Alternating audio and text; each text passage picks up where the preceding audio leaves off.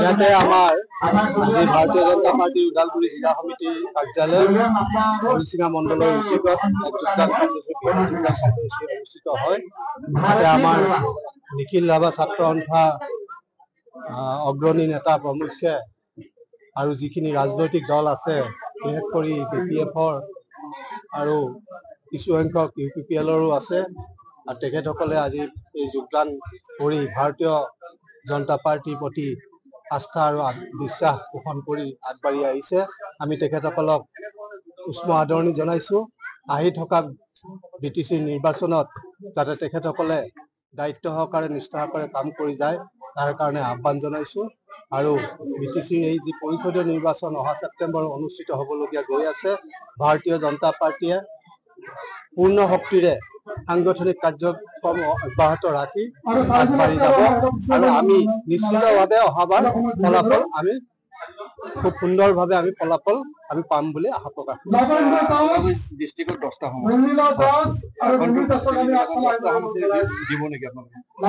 আমাৰ ইতিমধ্যে নীতি নিৰ্ধাৰণ কমিটি গঠন হৈছে।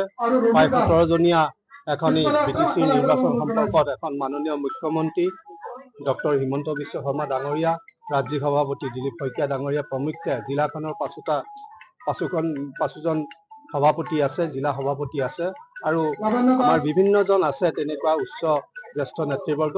এইসকলৰ নিশ্চয় আলোচনা বিলোচনা চলি আছে।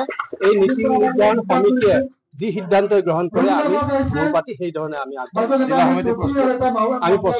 আমি সকলোৱে জানো যে আমাৰ ইলেকশ্যন ছেপ্টেম্বৰত হ'ব আৰু সেই হিচাপত আমাৰ ক'বলৈ গ'লে মাত্ৰ 3 মাহ সময় আছে। কিন্তু আমি ওদালগুৰি জিলা সংগঠনত যি কাম কাজ আমি বহুত আগৰ পৰা চলাই আহিছোঁ, খুব আমি মজবুত কৰিবৰ কাৰণে চেষ্টা কৰি আহি আছিলোঁ। এতিয়া জইনিং প্ৰগ্ৰামটো খুব সকলো মণ্ডলতে চলি আছে।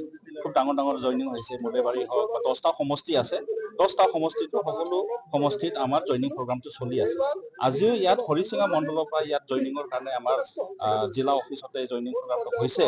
আৰু আজিৰ জইনিং প্ৰগ্ৰাম এইটো এটা বিশিষ্ট এটা আছে যে ইয়াত আমাৰ মাইনৰিটি বুলি ক'লে আমি মুছলিম আৰু বড়ো খ্ৰীষ্টিয়ান। আজিৰ এই যি জইনিং প্ৰগ্ৰাম ইয়াত নেক্সট এই দুটা কমিউনিটি ইয়াত আজি জইনিং কৰিছে। সেইকাৰণে আমি খুব ভাল পাইছোঁ। লাহে লাহে এতিয়া মাইনৰিটি যিসকল আছে তেওঁলোকে বুজি পাইছে যে কৰিব পাৰা, দিব পাৰা, উন্নতি কৰিব পাৰা এইটো অকল BJP হয়। সেইকাৰণে আমি ভাবিছোঁ যে এতিয়া লাহে লাহে যি খ্ৰীষ্টিয়ান মাইনৰিটিবিলাক আছে, বড়োসকল আছে, তেওঁলোকে বুজি পাইছে। এতিয়া লাহে লাহে তেওঁলোকৰ যোগদানত আহিবলৈ ধৰিছে।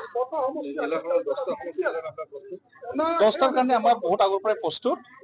কিন্তু আমাৰ ষ্টেট যি আমাৰ সংগঠন ষ্টেট অসম ৰাজ্যিক BJP তেখেতসকলে এটা এনালাইচিছ কৰিব। সেইমতে আমাৰ কেণ্ডিডেটটো আমিতো ইয়াৰ পৰা জনাইছোঁ যে 10টাত আমাৰ শক্তিশালী আছে আৰু যোৱাবাৰো আমাৰ 10টাত খেলিছিলে, ইণ্ডিপেণ্ডেণ্টলি খেলিছিলে। এইবাৰো আমি 10টাত যিহেতু প্ৰস্তুত হৈ আছোঁ, 10টাতে আমাৰ কেণ্ডিডেট দিব লাগি বুলি আমাৰ তৰফৰ পৰা প্ৰস্তাৱটো গৈছে। এতিয়া তেখেতসকলে যি কৰে সেইটো আমাৰ অহা 27 তাৰিখত এটা মিটিং হ'ব আমাৰ BTCৰ BTR-ৰ কোৰ কমিটি। এই 27 তাৰিখে যি ৰিপৰ্ট দিব সেইটোত আমাৰ ক্লিয়াৰ হৈ যাব যে আমাৰ ইয়াত 10টা কেণ্ডিডেট তেওঁলোকে দিয়ে নে তাত সেই কিবা এটা বেলেগ ভাবিছে। কিন্তু আমাৰ তৰফৰ পৰা আমি প্ৰস্তুত আছোঁ।